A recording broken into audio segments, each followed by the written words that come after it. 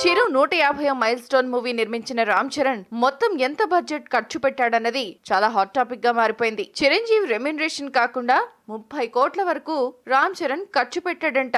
ఇప్పటికే ఈ చిత్రం తొలి రోజు 47.7 కోట్లు వసూలు చేసి రికార్డ్ క్రియేట్ చేసింది. ఇక రెండు తెలుగు రాష్ట్రాల నుంచి మొదటి రోజు 30,45,000 రూపాయలు వసూలు చేసింది. కర్ణాటకలో అయితే 4.7 కోట్లు, ఓవర్సీస్ లో అయితే $1.22 మిలియన్, అమెరికా మినహా మిగతా అన్ని చోట్ల $3,20,000, నార్త్ అమెరికాలో అయితే 8.9 కోట్లు, ఇతర దేశాలన్నింటిలో కలిపి 2 కోట్లు, ఒరిస్సా 12 లక్షలు, తమిళనాడు 20 లక్షలు వసూలు చేసింది. అసలు మన తెలుగోడి సత్తా ప్రపంచమంతా ఎలా విస్తరించింది అని చెప్పడానికి మెగాస్టార్ వసూలు చేసిన రికార్డ్ కలెక్షన్సే సాక్ష్యం అని చెప్పొచ్చు. ఇంకా తెలుగు హిస్టరీలోనే మొదటి రోజు హైయెస్ట్ గ్రాస్ వసూలు చేసిన ఈ మూవీ రిజల్ట్ మెగా కుటుంబంలో ఆనందోత్సాహాన్ని నింపింది.